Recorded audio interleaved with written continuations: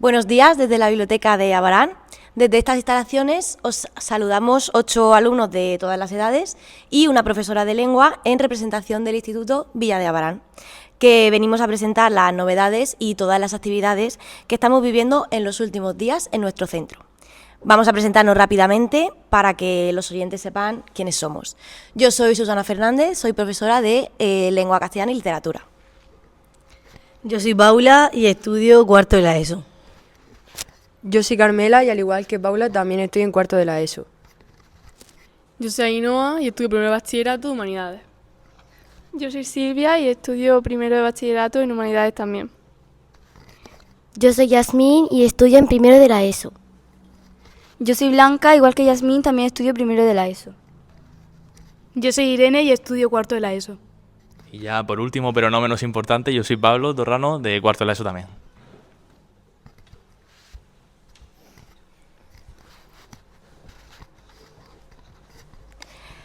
Bueno, pues antes de empezar con el programa propiamente que venimos a contaros, queremos destacar la importancia del lugar en el que nos encontramos.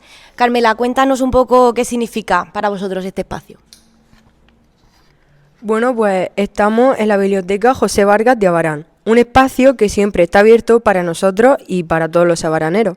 Nos acoge Mari Carmen y aquí nos sentimos como en casa. No se nos ocurre mejor lugar para presentar este programa que trata sobre la Semana Cultural y el Día del Libro.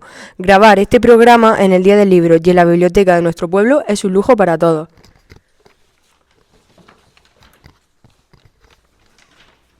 Por cierto, este año nuestra Semana Cultural trata de un tema muy relacionado con nuestra localidad. Nuestro Teatro Cervantes cumple 100 años y lo hemos querido homenajear con la Semana Cultural que estamos celebrando, que está formada por una serie de actividades bajo una temática común. ¿Y si todo fuera un teatro? Durante todo este año, nuestro instituto ha organizado varias actividades alrededor del teatro y ahora no podía ser menos para la semana que más planes tenemos.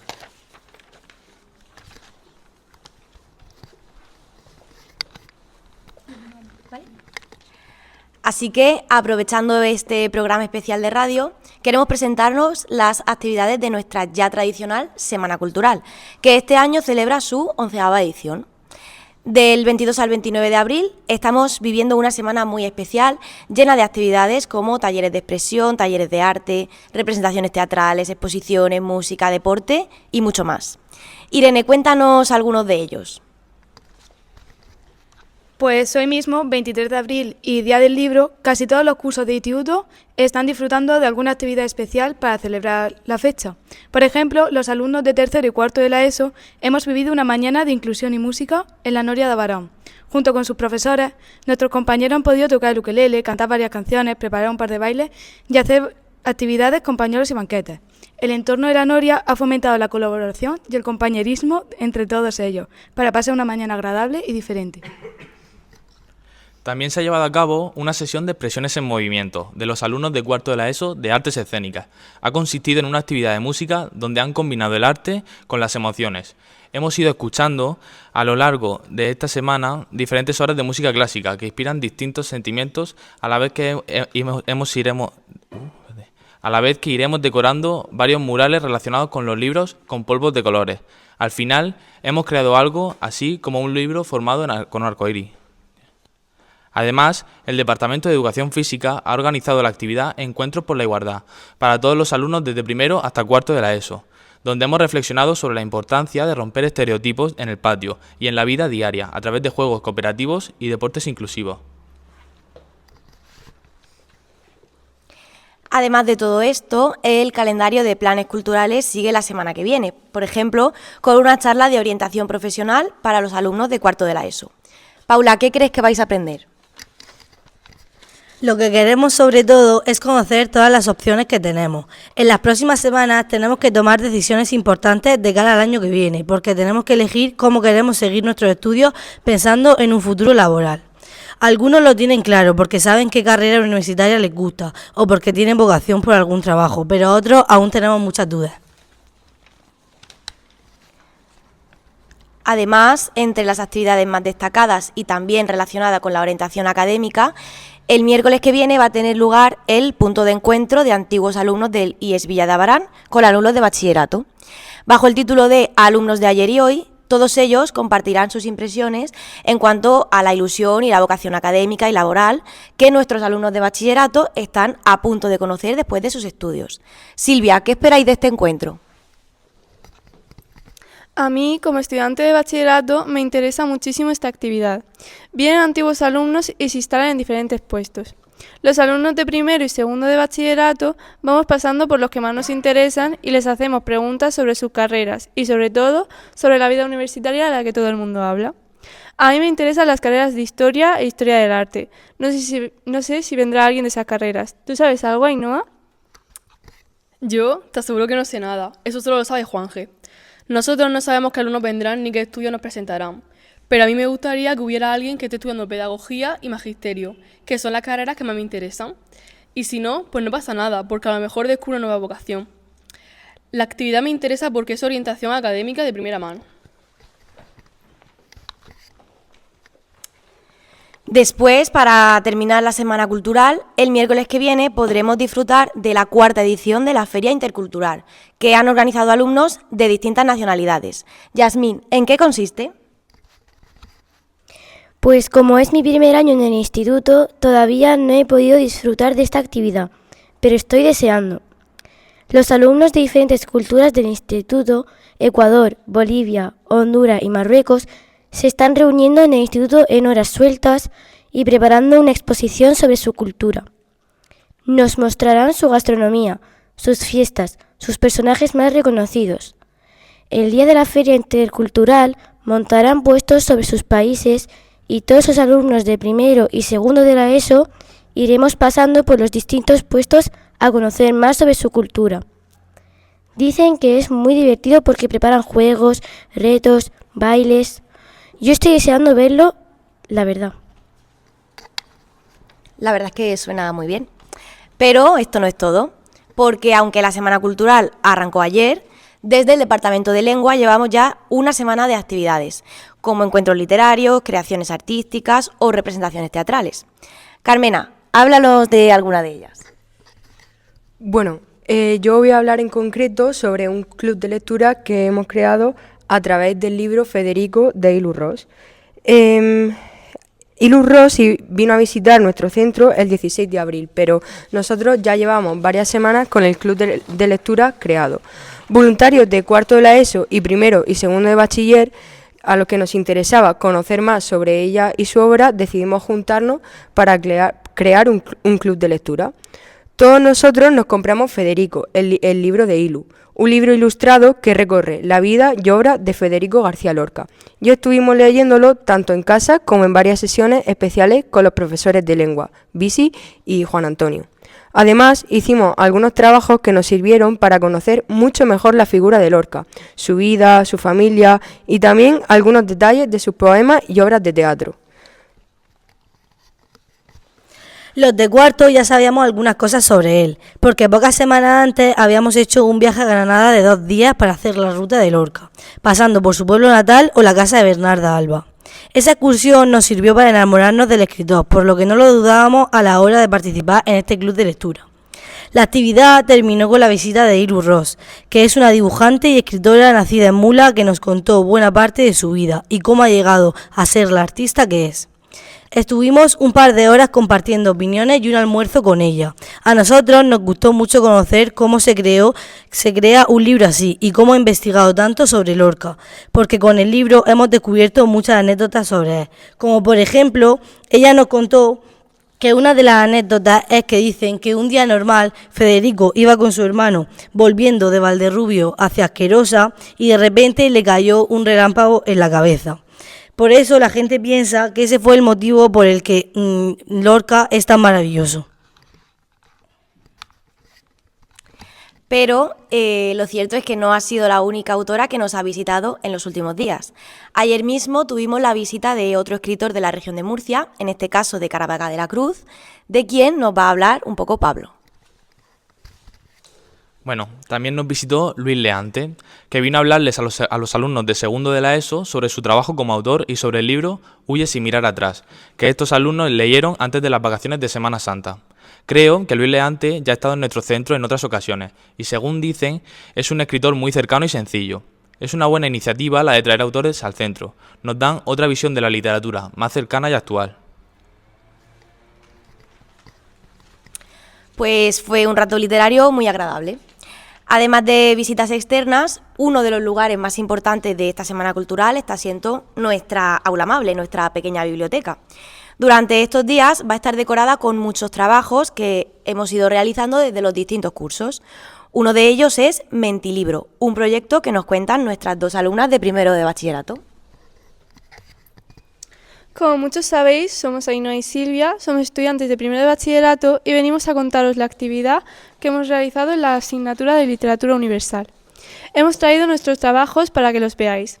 Consiste en la creación de libros falsos con la temática, como no puede ser otra, el teatro. Hemos tenido que crear libros con materiales como podéis ver, corcho, caja, goma eva y lo más importante, inventar un título, un autor y un argumento. La contraportada debía llevar el argumento de nuestra obra, obviamente inventado, y tener un poco de gancho para que un supuesto lector quiera continuar la lectura. Pues si los tenéis por aquí, me apetecería mucho ver vuestros trabajos y leer vuestros argumentos. Totalmente inventados, ¿verdad? Sí. Una de las condiciones del trabajo era no utilizar la IA ni copiar el argumento de libros ya existentes. Os voy a leer el mío. Malena siempre ha querido ser actriz. Es 1978 en un pueblecito de Finlandia y Malena tiene 21 años y está ansiosa por audicionar para una obra de teatro que podrá ser representada en la gran ciudad. En las audiciones le dicen que le falta esencia para interpretar el papel que ella quiere, el de villana. Así que ensaya día y noche, actúa y habla como lo haría su personaje hasta que poco a poco deja de ser solo un personaje. Sus familiares y amigos dejan de reconocerla, pero ella ya es incapaz de parar, porque por fin le ha dado su papel soñado. Ni siquiera ella se reconoce. El día de la función de estreno actúa como nadie lo ha hecho, y las grandes productoras se dirigen al camerino para verla, pero el personaje ya se había apoderado por completo de ella.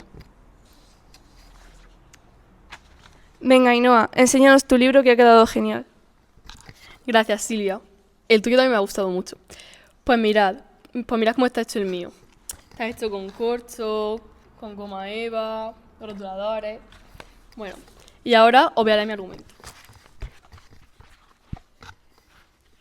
Catherine tiene un único objetivo, conquistar las tablas del teatro y ver su nombre en los folletos. Stefan, en cambio, se deja llevar por la costumbre de una vida sin ambiciones, terminando al azar en un puesto en la cabina técnica. Dos polos opuestos en un mismo lugar, pero sin coincidencia ninguna. Todo cambia cuando el talento de Catherine estalla. Entre el caos del éxito, en un ensayo inesperado, se encenderá una chispa accidental entre la actriz y el técnico. ¿Podrá este amor seguir adelante a pesar de todo? ¿O se cerrará el telón del amor entre sus vidas? Otra de las condiciones del trabajo era que el resumen del argumento debe dejarte con la intriga y con ganas de seguir leyendo. No sé si lo hemos conseguido. Desde luego que lo habéis conseguido, chicas. Ojalá esos libros existieran de verdad y pudiéramos saber cuál es el desenlace. Enhorabuena por vuestros trabajos. Por otro lado, desde primero y segundo de la ESO, lo que han hecho es elaborar varios collages poéticos de primavera. Una actividad que hemos pensado para combinar la celebración del Día del Libro con pues, este ambiente de primavera que tenemos. Blanca, cuéntanos un poco, ¿qué habéis hecho? Pues hemos investigado y leído varios poemas y hemos seleccionado nuestros favoritos, con temática primaveral. Lo más importante era entender lo que el poema quería transmitirnos y después crear nuestros propios collages decorados por nosotros mismos. Lo hicimos dibujando y pintando, pero también incluyendo hojas y flores que dan más vida al collage. Por ejemplo, en el mío he puesto el título con letras recortadas de revistas. Para las esquinas he usado cartulinas de colores asemejadas a la temática. Para decorar un poco más he puesto un montón de flores de distintos tipos y he elegido este poema.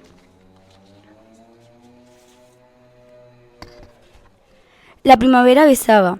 La primavera besaba suavemente la arboleada, y el verde nuevo brotaba como una verde mareada. Las nubes iban pasando sobre el campo juvenil. Yo vi en las hojas temblando las frescas lluvias de abril. Bajo ese almendro florido, todo cargado de flor, recordé, yo he maldecido mi juventud sin amor. Hoy, en mitad de la vida, me he parado a meditar. Juventud nunca vivida, ¿quién te volviera a soñar? De Antonio Machado.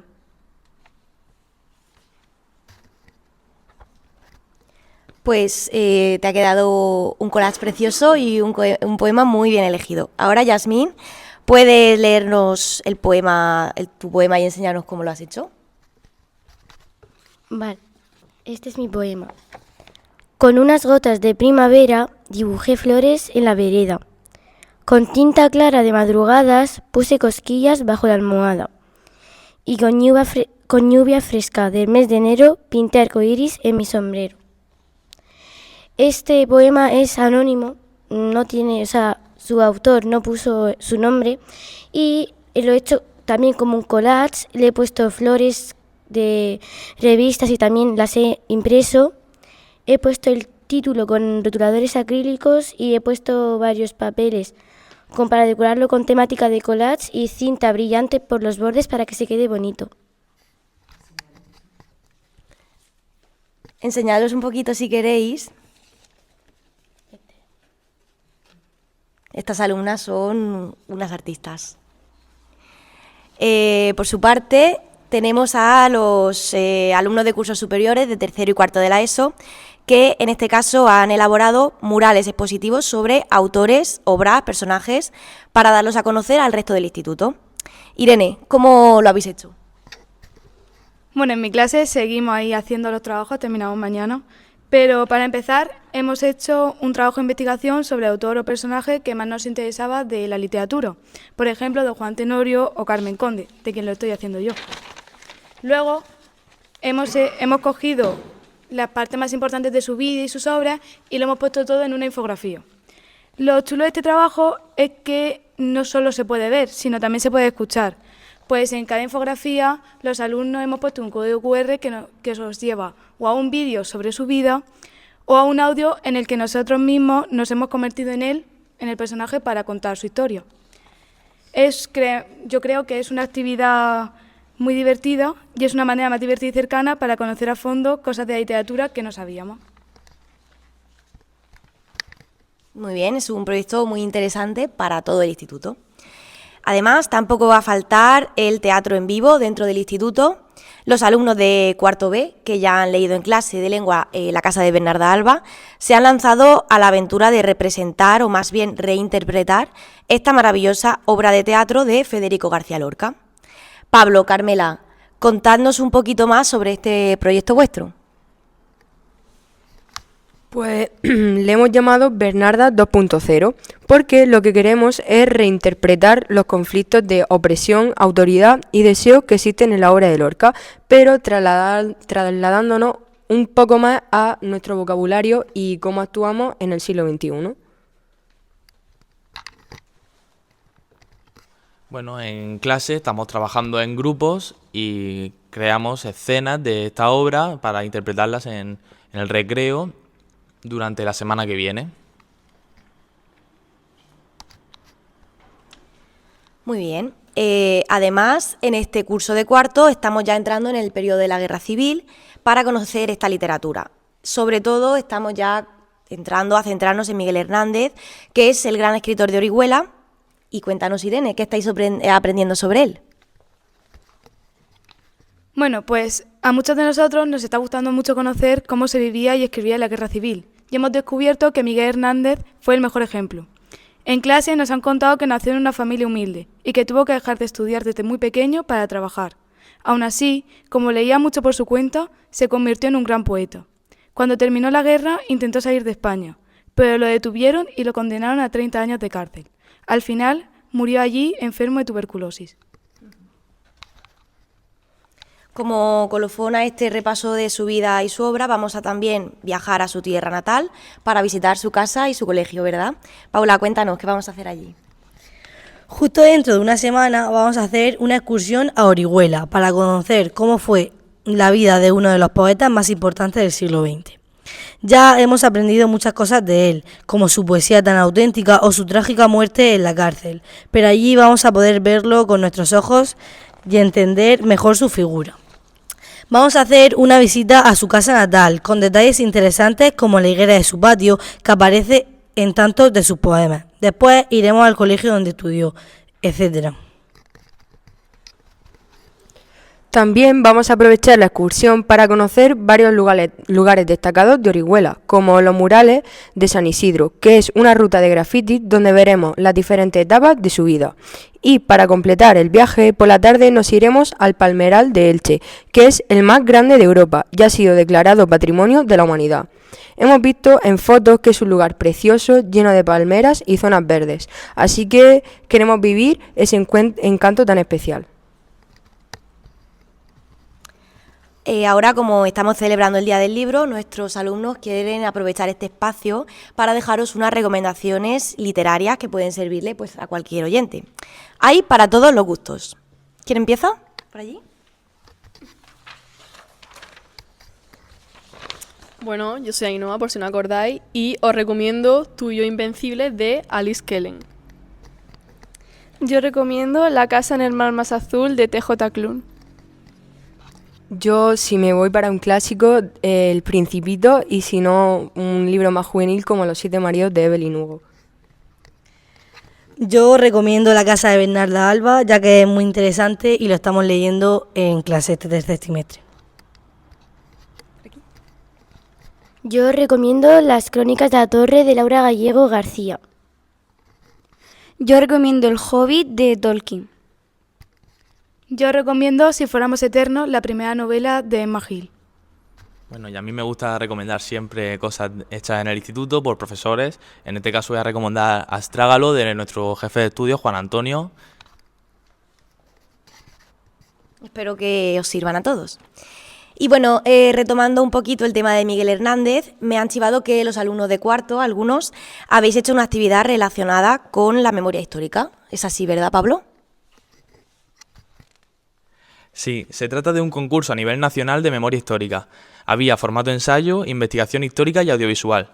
En mi caso, yo elegí formato ensayo y para unir la información de literatura e historia me decidí por Miguel Hernández, un personaje apasionante cuya literatura está marcada por los desgraciados acontecimientos históricos de la Guerra Civil.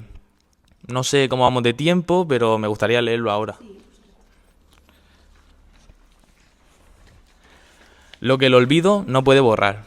No sé cuánto tiempo me queda. Aquí dentro el tiempo no transcurre, se descompone, se corrompe lentamente, como la humedad que trepa por los muros y termina por devorarlo todo, incluso aquello que parecía indestructible. Hay días en los que el aire se vuelve irrespirable, denso, casi mineral, como si también él estuviera condenado a compartir nuestra reclusión. Hoy es uno de esos días, lo percibo en el silencio, en esa quietud espesa que no consuela, sino que oprime, en la forma en que las paredes parecen inclinarse hacia mí, como si quisieran arrancarme los pensamientos antes de que se disipen para siempre. Me llamo Miguel Hernández, o al menos así me llamaba fuera de aquí, porque en este lugar los nombres dejan de ser necesarios. Primero se pronuncian en voz baja, luego se susurran con cautela, y finalmente se desvanecen, como si jamás hubieran pertenecido a nadie. A veces me asalta la certeza de que no fue la guerra la que nos derrotó, sino lo que vino después, el silencio. Un silencio prolongado, deliberado, que no solo se instala en las casas, sino también en la memoria de quienes sobreviven. Un silencio que no se limita a callar, sino que borra, que diluye, que transforma la verdad en una sombra irreconocible. He intentado recordarlo todo, no por mí, yo ya soy en cierto modo un hombre que se desvanece, sino por quienes vendrán después, por aquellos que quizá necesiten reconstruir lo que otros se empeñaron en destruir. La tos ha dejado de ser un accidente. Ahora es una presencia constante, una grieta que se abre en el pecho cada vez que respiro. Hay noches en las que el aire entra con dificultad, como si tuviera que abrirse paso entre ruinas. Siento mis pulmones decatarse poco a poco. Me dicen que es enfermedad. Yo sé que es el final acercándose sin prisa. Recuerdo el campo, recuerdo la aspereza de la tierra bajo mis manos, el sol cayendo implacable sobre los surcos, el olor seco del verano extendiéndose como una presencia antigua. Recuerdo la voz de mi madre, llamándome al anochecer, y el cansancio honesto que solo conoce quien ha vivido en contacto con la tierra. Recuerdo también el descubrimiento de las palabras, no como un aprendizaje, sino como una revelación, como si el mundo, hasta entonces opaco, hubiera decidido explicarse de pronto. Cada verso era una forma de comprender, cada imagen una manera de resistir al caos. Después llegó la guerra, y con ella la certeza de que las palabras podían ser tan peligrosas como las armas. Escribí para quienes luchaban, para quienes caían, para quienes aún creían que la justicia no era una ilusión. Escribí porque era la única forma de no rendirme, pero la guerra terminó, y lo que vino después fue peor. Llegaron las cárceles, los juicios que ya estaban decididos antes de comenzar, las condenas, que no castigaban hechos, sino pensamientos. Llegó el hambre, la enfermedad, la lenta descomposición de los cuerpos y de las esperanzas. Y sobre todo llegó el olvido impuesto. A veces escribo cartas que nunca saldrán de aquí, las escribo en la cabeza, palabra por palabra, como si aún existiera alguien capaz de recibirlas. Le hablo a mi hijo, pero también a ella, a su ausencia, a la forma en la que su recuerdo resiste incluso aquí dentro, donde todo se deshace. La imagino leyendo, sosteniendo esas palabras que nunca llegarán, reconociendo en ellas la voz que un día fue cercana. Y entonces me aferro a un verso que aún resiste, tu risa me hace libre. Y no sé si hablo de mi hijo, o de ella, pero durante un instante, breve pero suficiente, dejo de estar aquí y vuelvo a su lado, a donde un día fuimos una familia. Vuelvo a la vida que me fue arrebatada. Pero incluso las palabras empiezan a desaparecer, se borran con una lentitud insoportable, como si una mano invisible las arrancara de mi memoria una a una. Primero los versos, luego los nombres, después los rostros. Y lo más terrible no es su pérdida, sino la intuición de que nunca volverán, de que han sido expulsados definitivamente del mundo. Entonces lo comprendo. No basta con sobrevivir. Sobrevivir es solo postergar el desenlace. Lo verdaderamente importante es permanecer en la memoria de alguien, resistir en ella, como una llama tenue pero obstinada. Porque morir no es lo peor es disolverse en el olvido colectivo, desaparecer sin dejar huella, como si la propia existencia hubiera sido un error que alguien ha decidido corregir. Por eso escribo, aunque no tenga papel. Por eso ordeno palabras en mi mente, como quien levanta un refugio con los restos de un naufragio. Y por eso repito mi nombre en voz baja, como si fuera un conjuro contra la nada. Miguel Hernández, Miguel Hernández, Miguel Hernández. Aquí dentro he aprendido que el silencio no es la ausencia de ruido, es una herramienta, una forma precisa, casi perfecta, de borrar sin dejar rastro. He visto hombres renunciar a su voz, no por falta de palabras, sino por la certeza de que nadie la recogerá. Y cuando eso ocurre, algo en ellos se apaga de manera irreversible. Primero la palabra, luego la mirada, y finalmente la propia idea de existir. Yo me resisto, aunque cada respiración duela, aunque el cuerpo se debilite. A veces, al toser, siento que algo de mí se queda atrás, como si cada aliento fuese también una despedida. Y aún así sigo repitiendo en voz baja, para la libertad sangro, lucho, pervivo, como si esas palabras pudieran sostenerme cuando el cuerpo ya no puede. Me aferro a los recuerdos, con la desesperación de quien se sabe a la deriva. A veces regresan con una claridad dolorosa, otras fragmentados, deformados, como si hubieran sido pisoteados antes de devolvérmelos.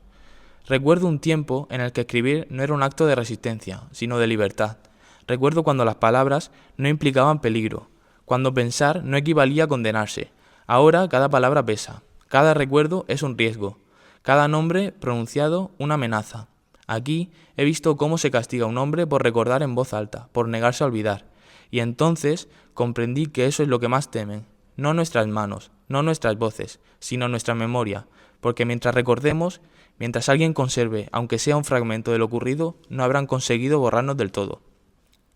Anoche, en la oscuridad espesa de la celda, uno de los hombres comenzó a recitar en voz apenas perceptible. No distinguí las palabras, pero sí su intención, no desaparecer. Nadie respondió, nadie se movió, y sin embargo, todos escuchamos. Durante unos instantes dejamos de ser individuos aislados, para convertirnos en una memoria compartida. Quizá eso es lo único que nos queda, el resistir juntos en el recuerdo. He intentado escribir en las paredes, pero lo borran. He intentado memorizarlo todo, pero el cansancio traiciona. He intentado resistir, no siempre lo consigo. Hay noches en las que el miedo se instala en los huesos. No es miedo a la muerte. La muerte, en cierto modo, ofrece descanso. Es miedo a desaparecer sin dejar rastro, a que nadie pronuncie nuestros nombres, a que nadie comprenda por qué estuvimos aquí. Y entonces sí, entonces será como si nunca hubiéramos existido. Hoy el aire es distinto, más ligero. O quizás soy yo, que ya no tengo fuerzas para sentir su peso. He dejado de contar los días. Aquí dentro el tiempo acaba rindiéndose antes que los hombres. Esta mañana he despertado con una claridad extraña, casi luminosa, como si al borde del final todo adquiera sentido. No van a recordarnos, no todos. Habrá nombres que se pierdan, historias que nadie contará, vidas que quedarán suspendidas en un silencio que se prolongará durante años, tal vez décadas, pero no podrán borrarlo del todo, porque basta con uno que escuche, uno que pregunte, uno que se niega a aceptar el olvido como destino, solo uno. Tal vez aún no haya nacido, pero llegará, y cuando lo haga, cuando alguien pronuncie nuestros nombres sin miedo, cuando alguien se atreva a reconstruir lo que otros quisieron enterrar, entonces no habremos desaparecido del todo. Cierro los ojos, y por un instante vuelvo a ver la luz, el campo, el viento, la vida antes de la derrota. No me llevo nada conmigo, excepto esto, la certeza de que recordar es una forma de resistir. Si alguna vez este eco te alcanza, no me devuelvas la vida, devuélveme el nombre, Miguel Hernández, y no lo olvides.